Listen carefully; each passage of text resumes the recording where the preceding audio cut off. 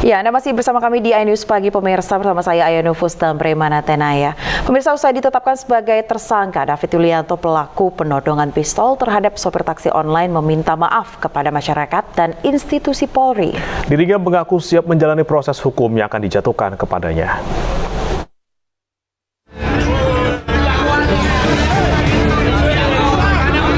David Yulianto, seorang karyawan swasta yang viral di media sosial terkait aksi arogannya yang memaki dan menodongkan pistol kepada pengemudi taksi online, serta memakai plat nomor palsu di ruas tol Janger Kebonjeruk, Jakarta Barat, kini meminta maaf. Dirinya meminta maaf kepada seluruh masyarakat Indonesia dan institusi kepolisian perihal telah membuat gaduh serta memakai plat nomor kendaraan dinas Polri palsu. Saya, David Yulianto, memohon maaf kepada masyarakat Indonesia dan institusi Polri atas perilaku saya yang arogan dan melanggar hukum, serta menggunakan plat nomor dinas Polri palsu sehingga membuat masyarakat marah dan menurunkan citra institusi polisi. Saya sangat menyesal dan siap mengikuti proses hukum yang berlaku. Terima kasih. Sebelumnya, peristiwa aksi koboi jalanan tersebut terjadi pada Kamis malam di ruas tol Jakarta Tangerang Kebonjeruk, Jakarta Barat, di mana seorang pengemudi taksi online menjadi korban pemukulan hingga ditodongkan pistol perihal tak terima kendaraan pelaku disalip oleh korban. Tak butuh waktu lama, Polda Metro Jaya dan Polres Jakarta Barat menangkap pelaku di sebuah apartemen di kawasan Gading Serpong, Kelapa II, Kabupaten Tangerang, Banten, Jumat sore. Kini pelaku David Yulianto ditetapkan sebagai tersangka dan terancam hukuman 20 tahun penjara. Dari Jakarta, Rizky Falufi, iNews melaporkan.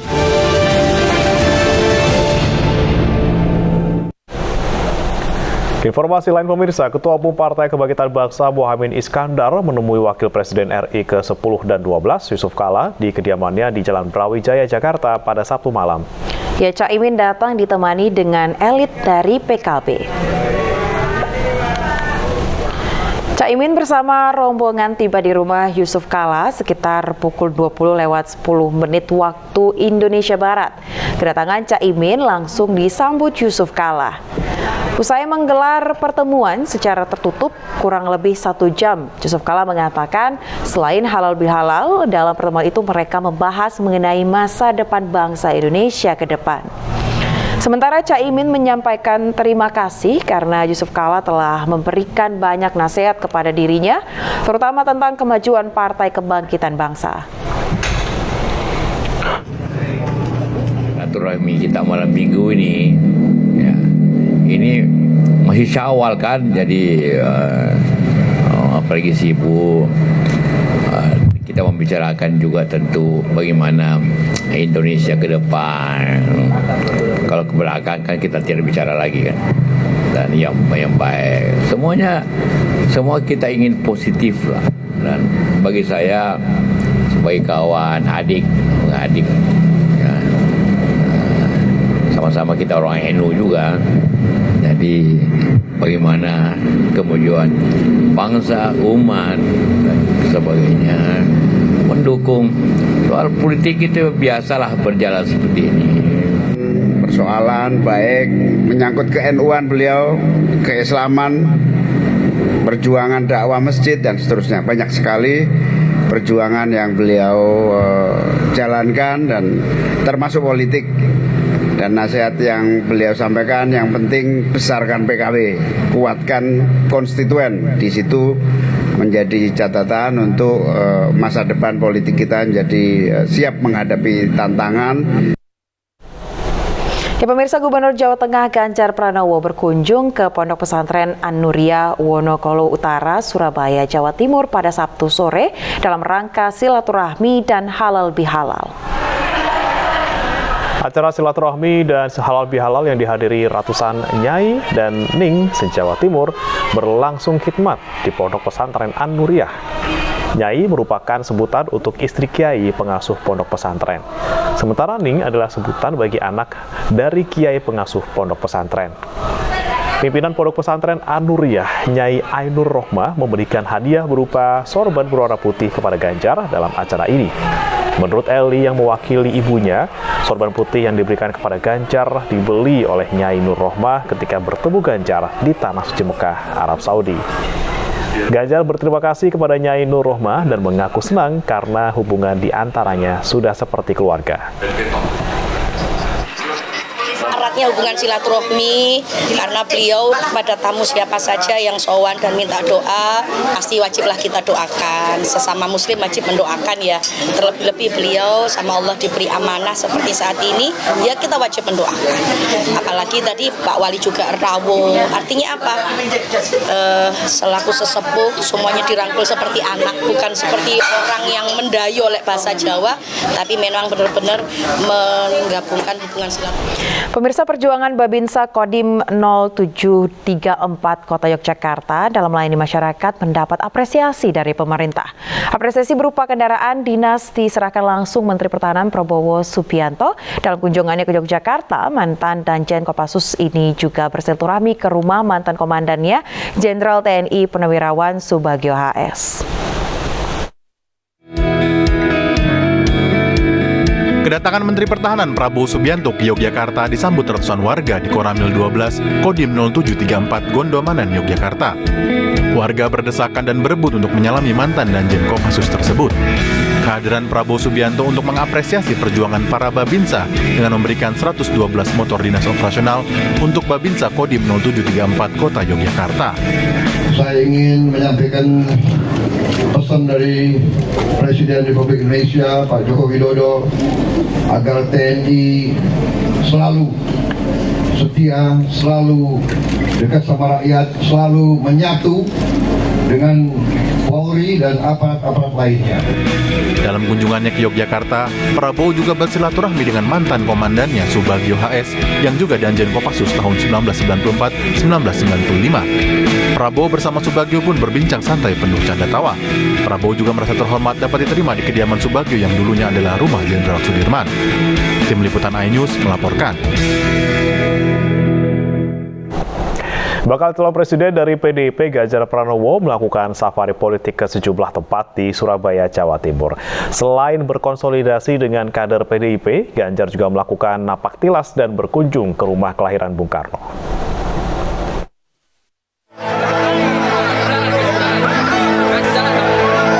Ribuan kader PDIP Jawa Timur menyambut kedatangan Capres 2024 dari PDIP Ganjar Pranowo di salah satu hotel di kota Surabaya, Jawa Timur, Sabtu pagi.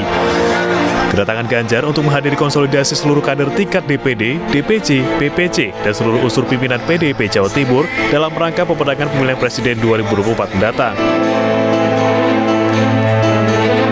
Jawa Timur menjadi titik pertama yang dituju Ganjar untuk konsolidasi kekuatan kader tingkat provinsi secara menyeluruh. Kalau kita sama untuk memenangkan bareng-bareng, ini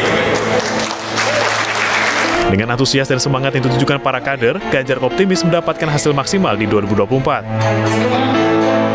Selanjutnya, Ganjar melakukan napak tilas di posko pemenangan PDIP Padegiling, Kota Surabaya. Kedatangan Ganjar ke Padegiling disambut masyarakat dari berbagai kalangan. Ganjar melakukan pidato di atas mimbar sekaligus meresmikan posko Padegiling menjadi posko pemenangan Ganjar untuk pemilu 2024. Posko ini menjadi salah satu tempat pemenangan pada saat Megawati dan juga Joko Widodo menjadi Presiden RI. perlawanan itu pernah dilakukan. Dalam safari politik di Surabaya, Jawa Timur ini, Ganjar juga menyambangi rumah kelahiran Bung Karno di Jalan Pandean 4, Kelurahan Paneleh, Kecamatan Genteng. Kader PDIP menggelar panggung musik di depan jalan menuju rumah kelahiran Bung Karno untuk menyambut kedatangan Capres berambut putih itu. Ganjar mengaku saat mengagumi dan meneladani sosok bapak proklamator seperti sifat pantang menyerah yang terlihat sejak Bung Karno masih kecil.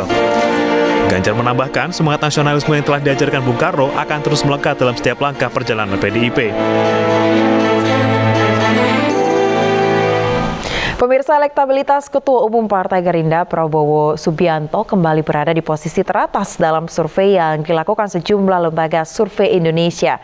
Survei juga mensimulasikan pasangan Prabowo Erlangga akan menang dalam Pilpres 2024 dengan tingkat keterpilihan 47,5%. Lembaga Survei Indonesia LSI menggelar sejumlah simulasi pasangan calon presiden dan wakil presiden pada Pilpres 2024. Hasilnya, pasangan Prabowo Subianto Airlangga Hartarto unggul dibanding pasangan Anies Baswedan dan Agus Harimurti Yudhoyono. Prabowo Airlangga memperoleh 47,5%, melampaui pasangan Anies Baswedan Agus Harimurti Yudhoyono yang hanya mendapat 38,5%. Bahkan, saat disandingkan dengan pasangan Ganjar Pranowo Erick Thohir, Prabowo Airlangga masih tetap menempati posisi teratas dalam survei dengan tingkat keterpilihan 46,6%. Elektabilitas pilihan presiden. Top of mind, Anda bisa lihat di sini, pada 12 sampai 17 April kami menemukan data pilihan top of mind yang paling tinggi ada di Pak Prabowo Subianto, disusul oleh Ganjar Pranowo, lalu Anies Baswedan. Sementara itu, hasil survei Lembaga Survei Nasional juga membuktikan dukungan Presiden Jokowi akan jatuh pada Menteri Pertahanan Prabowo Subianto sebagai Presiden periode 2024-2029. Prabowo Subianto memperoleh kepercayaan publik sebanyak 43,6% dan Ganjar Pranowo 32,3%. Ketua Umum Partai Gerindra Prabowo Subianto juga diyakini akan melanjutkan program-program nasional Jokowi. Tim Liputan iNews melaporkan. Tingkat keterpilihan Partai Perindo dalam pemilu 2024 terus menunjukkan tren positif. Hasil survei terbaru Lembaga Survei Nasional atau LSN yang dilakukan pada 25 April hingga 2 Mei 2023, elektabilitas Partai Perindo menembus 5,1%. Naiknya elektabilitas partai pimpinan Haritanu Sudibyo ini tak lepas dari program peduli ekonomi rakyat kecil yang gencar dilakukan seperti gerobak Partai Perindo. Partai Persatuan Indonesia terus menunjukkan eksistensinya jelang pelaksanaan pemilu 2024. Para pemilih mulai melirik partai bernomor urut 16 di kertas suara ini. Ini dibuktikan dengan meroketnya tingkat keterpilihan Partai Perindo dalam hasil survei Lembaga Survei Nasional atau LSN. Survei menunjukkan elektabilitas Partai Perindo berada di angka 5,1%, jauh berada di atas PAN dan P3 yang merupakan partai parlemen. Program peduli rakyat kecil dengan berbagai gerobak menjadi salah satu faktor pendukung meroketnya elektabilitas Partai Perindo. Program ini gencar dilakukan dan mendapat apresiasi dari masyarakat. Di Jakarta, Bacalek Partai Perindo untuk DPRD DKI Jakarta, Effendi Syahputra, kembali berbagi gerobak kepada pedagang mie ayam bakso. Alhamdulillah, saya sangat bersyukur dan sangat berterima kasih sudah dibantu. Semoga kedepannya usaha saya juga lebih baik, lebih maju. Kalau untuk Jakarta udah 100-an ya, udah 100-an seperti yang kita lihat. Sekarang gerobak Perindo berseliweran di seluruh daerah Jakarta dan ini tidak akan berhenti sampai sini karena target kita adalah 500 gerobak untuk seluruh Jakarta dan kita targetkan tahun ini selesai. Militansi kader dan pengurus serta bergabungnya sejumlah tokoh daerah dan nasional, Partai Perindo optimis dapat meraih hasil optimal dalam pemilu 2024 mendatang. Tim Liputan iNews melaporkan.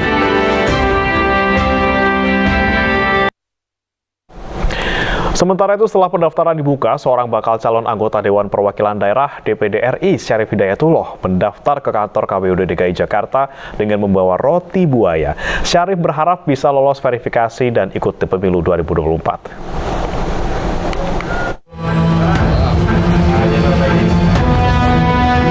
Layaknya akan meminang sang pujaan hati, Syarif Hidayatullah beserta rombongan mendatangi kantor KPUD DKI Jakarta di Jalan Keramat Raya Senen, Jakarta Pusat dengan membawa roti buaya. Syarif Hidayatullah datangi KPU untuk mendaftarkan diri sebagai bakal calon anggota DPD RI dari daerah pemilihan DKI Jakarta. Dengan menyertakan berkas pendukung, Syarif resmi mendaftarkan diri sebagai bakal calon DPD RI sebagai pendaftar dengan nomor urut 21. Syarif mengaku mendaftar setelah sebelumnya telah dinyatakan lolos dalam verifikasi administrasi maupun faktual.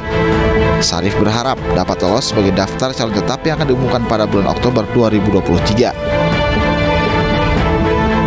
Sehingga kita menuju daftar di Citi maupun daftar calon tetap di CS maupun Citi, ya, nanti pada bulan sesuai dengan tahapannya di bulan Oktober kita akan mengambil kertas suara nomor urut, sehingga kita pada hari ini kita telah terselesaikan terkait pendaftaran sebagai bakal calon DPD RI dari DKI Jakarta. KPUD DKI Jakarta membuka pendaftaran untuk calon DPRD dan DPD RI daerah pemilihan DKI Jakarta sejak 1 Mei hingga 15 Mei mendatang. Dari 34 bakal calon anggota DPD RI yang dinyatakan lolos verifikasi administrasi dan faktual, 23 diantaranya telah menyerahkan dokumen pendaftaran melalui aplikasi Silon. Sementara 11 bakal calon lain yang menyerahkan dokumen secara fisik karena adanya kendala saat mengakses aplikasi Silon. Adapun data dari KPU Pusat, sudah ada 700 orang dari 38 provinsi yang telah memenuhi syarat. Jawa Barat menjadi provinsi yang memiliki bakal calon DPD yang terbanyak, yakni 55 orang. Dari Jakarta, Rani Sanjaya, iNews melaporkan.